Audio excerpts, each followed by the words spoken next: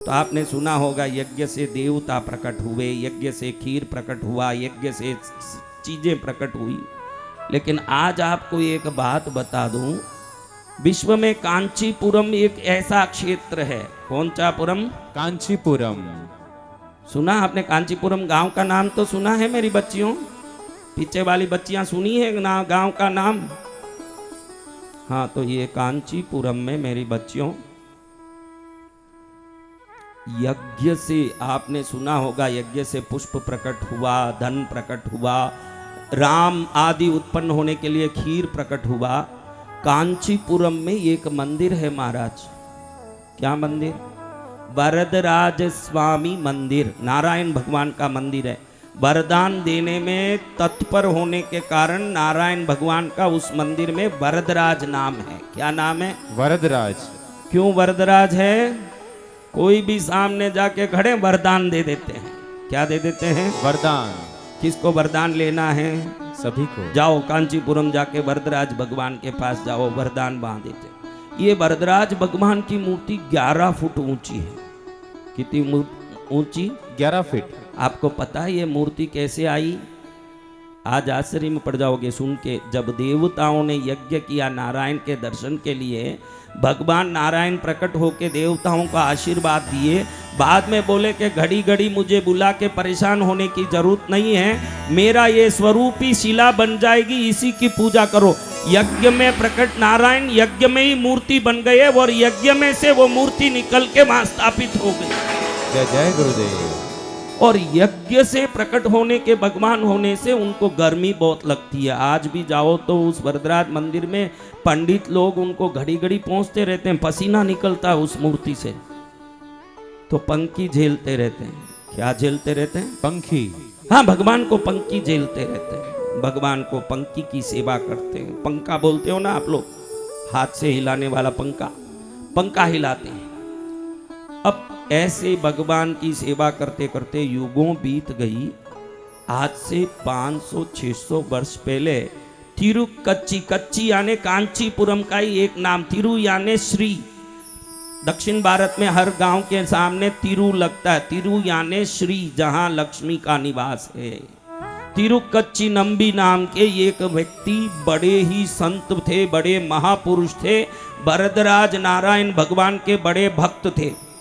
उन्होंने बहुत बड़ा बगीचा बनाया था। बगीचे में सुंदर पुष्प उगते थे, अद्भुत पुष्पों का बगीचे से सुबह 3 बजे उठ के पुष्प तोड़ते और बड़ा सा माला बनाते। सोचो 11 फुट के विग्रह की माला कितनी बड़ी होती होगी। इतना भव्य माला बना के कहीं सिर पर रखूं तो खुद को धारण करने का पाप न लग जाए, इसलिए हाथ में उस बड़ी माला को सुबह 5 बजे लेके 11 मील दूर चल के ये कांचीपुरम पहुंचते। वो जहाँ रहते उस जगह का नाम चेन्नई के पास पूविरंदवल्ली गांव है, पूनमल्ली बोलते हैं आजकल।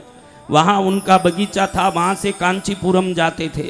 रोज जाके माला पहनाने के बाद शाम को 7 बजे तक बगैर पानी बगैर भोजन, सुबह 3 बजे उठे हुए शाम को 7 बजे तक माला पहना के गूंथा के माला प्रभु को पहनाना। फिर वहीं शाम 7 बजे तक खड़े होके पंखा झेलना प्रभु को। क्या झेलना? पंखा झेलना। तो हम सब ने कितनी भक्ति कर ली भाई? 9 दिन व्रत कर लिए और उसमें भी फ्रूट कस्टर्ड भरपेट खा के भी बोलते हैं कि भाई हमारा व्रत है। उन महापुरुषों की कथा सुनिए जो 3 बजे उठे हैं, शाम को 7 बजे तक सेवा में ही लगे हैं। 7 बजे भी मंदिर से इसलिए जा रहे हैं कि घर पहुंच के अगले दिन के लिए फूल तोड़ना है। कैसे भक्त, धन्य हैं ऐसे भक्तों को। उन सभी भक्तों को प्रणाम करें जिन भक्तों ने भगवान की भक्ति का अनुपम उदाहरण प्रस्तुत किया। अब ये सेवा करते करते तिरुक्ची नंबी को एक सिद्धि आ गई। क्या सिद्धि आई महाराज? एक ऐसी सिद्धि आई, भगवान नारायण स्वतः ही मूर्ति से प्रकट होके कच्ची नंबी के साथ बात करते थे। क्या करते थे? बात करते थे। क्या बात? तिरुक्ची नंबी, प्रसाद शुद्ध बन रहा है क्या? बिल्कुल बन रहा है नारायण प्रभु, बिल्कुल बन रहा है। तिरुक्ची नंबी भक्त सब मंदिर में आके मेरे दर्शन करके प्रसन्न हैं क्या?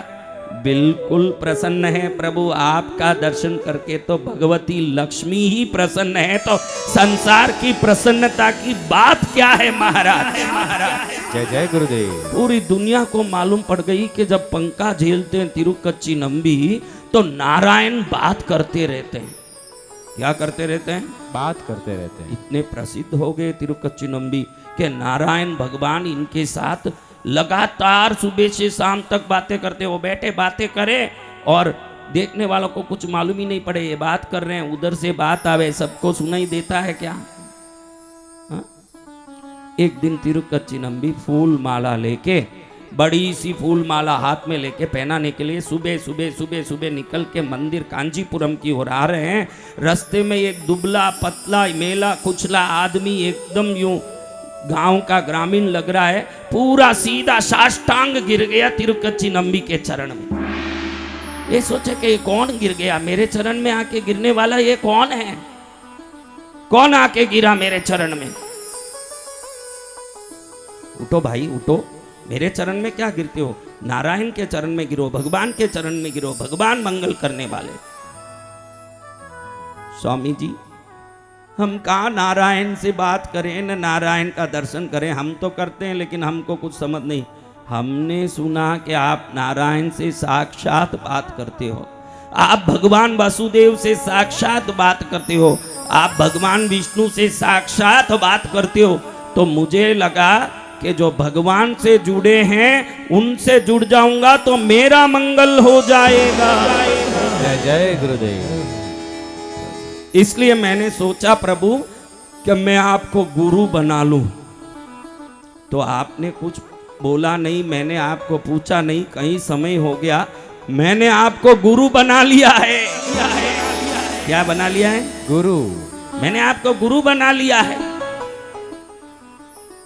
आप ही मेरे गुरु जी हो।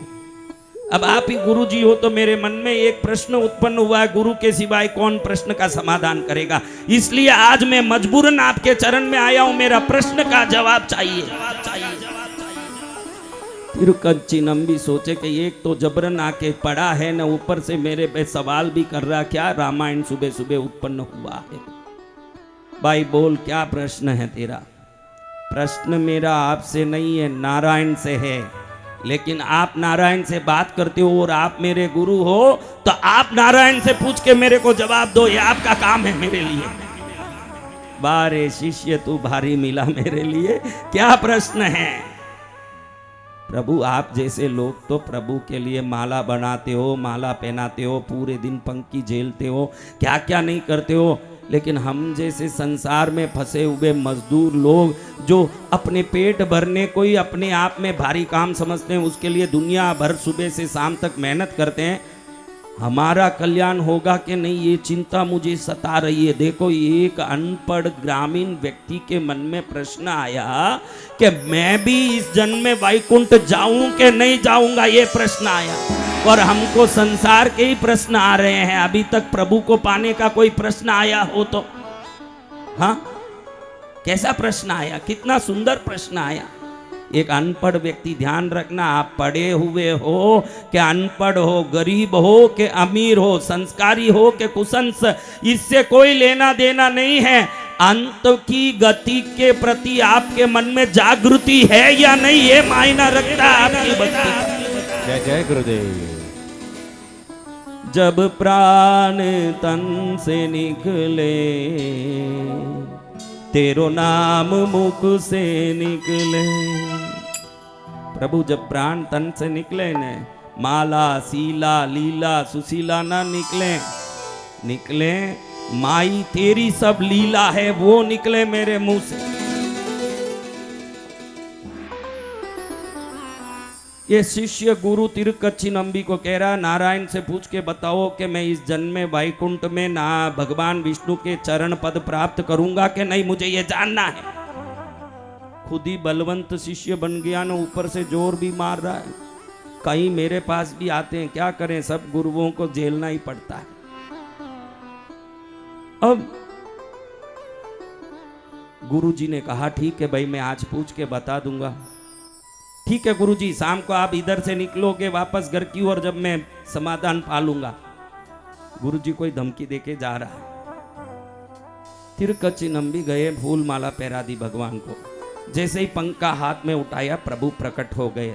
हरि नारायण नारायण नारायण, हरि नारायण नारायण नारायण, हरि नारायण नारायण नारायण, हरि नारायण नारायण नारायण, हरि नारायण नारायण नारायण, हरि नारायण नारायण नारायण। ओम। प्रभु प्रकट होते ही तुरंत तिरुकच्ची नंबी को याद आया कि प्रभु को पूछ लूं मेरे शिष्य का सवाल। प्रभु एक सवाल है प्रभु, बोलो भाई क्या बात है। अच्छे से पंखे को लेके ऐसे करते करते, क्योंकि जब आपको काम निकालना होता है तो थोड़ा ज्यादा ही सेवा दिखाते हैं कि नहीं।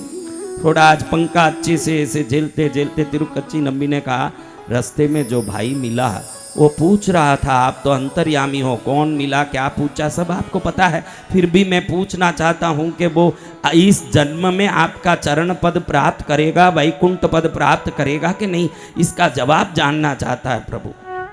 एक क्षण भी देरी नहीं की प्रभु ने।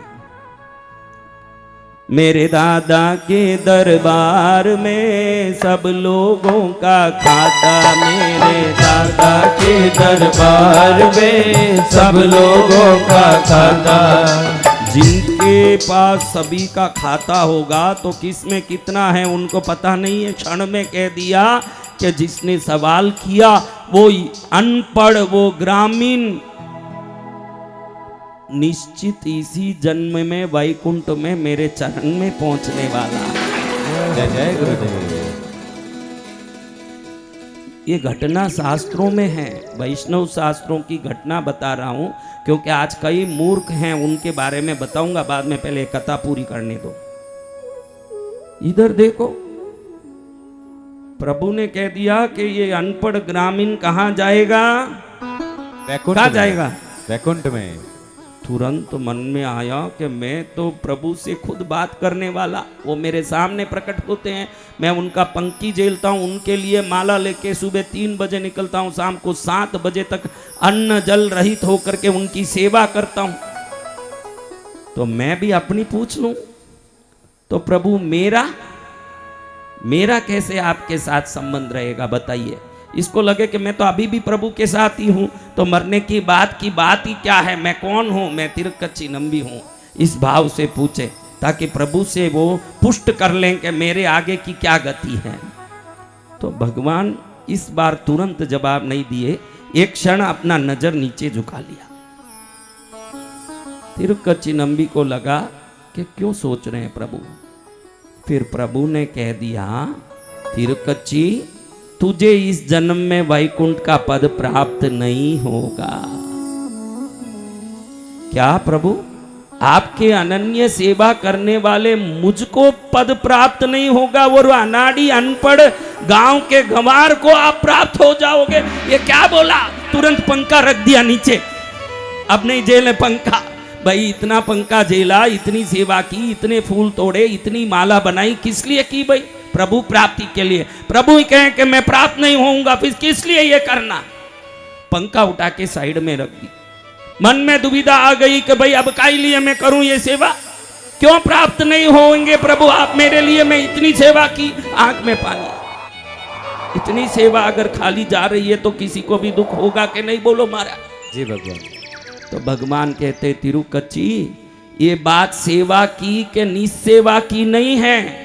वो जो अनपढ़ गंवार बोल रहा है, तू गांव का गंवार बोल रहा है, उसके लिए तो तू गुरु है, लेकिन तू मुझे पकड़ के बेटा तेरे लिए कोई गुरु नहीं है। और जब तक गुरु नहीं होंगे, जब तक तू वैकुंठ में विष्णु का चरण पद प्राप्त नहीं कर सकता। जय जय गुरुदेव। आज कई मूर्ख मिलते हैं मुझे, आजकल संत सही नहीं दिखते महाराज, इसलिए हम शंकर को गुरु बनाए, हम नारायण को गुरु बनाए। नारायणी कह रहे हैं यहाँ तिरुकच्ची नंबी को कि मनुष्य जन्म लिए हुए किसी गुरु को नहीं पकड़ेगा जब तक मैं तुझे प्राप्त नहीं होऊंगा। ये गुरु की महिमा है महाराज, महाराज। जय जय गुरुदेव। कई मूर्ख कहते हैं मुझे कि भाई हमने शंकर को गुरु बना लिया। अरे शंकर को तू क्या गुरु बनाएगा, वो गुरुओं के गुरु हैं। उनको पाना हो तो पहले यहाँ कोई गुरु होना चाहिए। आज भी हैं गुरु। देखो हम लोगों ने भी नियम बनाए हैं, आज तक इस शरीर ने किसी को अपने खर्चे के लिए पैसा नहीं मांगा है, आज तक नहीं मांगा।